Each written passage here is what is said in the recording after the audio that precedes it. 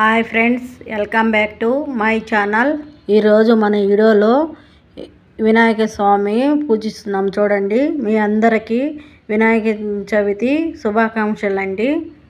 వినాయక స్వామిని మట్టి బొమ్మతోనే తెచ్చుకున్నాము. మట్టి బొమ్మే తెచ్చుకోవాలంటే అండి, పీట మీద బియ్యం పోసి తోమలపాకేసి స్వామిని పెట్టి పూజిస్తున్నామండి.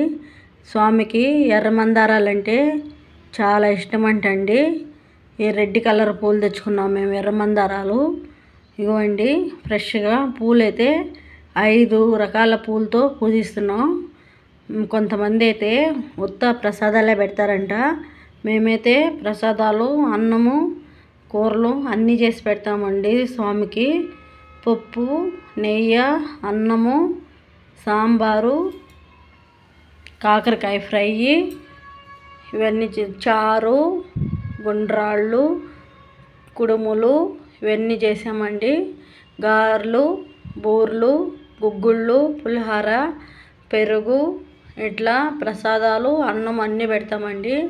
స్వామికి అయితే గెరికాయ పత్రి అంటే చాలా ఇష్టం అంటండి. ఏ పెట్టినా పెట్టకపోయినా ఒక గెరిక పత్రి పెడితే స్వామికి చాలా ఇష్టం అంటండి.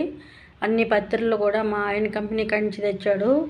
పత్రులన్నీ కూడా బాగా ఫ్రెష్గా ఉన్నాయి. చూడండి, మేమందరం అయితే నలుగురం కూర్చొని పూజ చేస్తున్నామండి. పత్రులు వేస్తా, పత్రులు అయితే ఎక్కువే వేసామండి.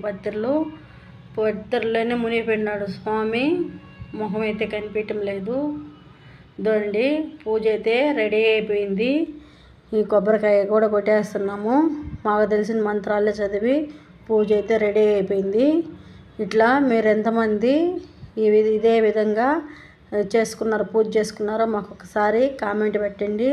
ఈ వీడియో కన్నా మీకు నచ్చినట్లయితే ప్లీజ్ అండి సబ్స్క్రైబ్ అండి.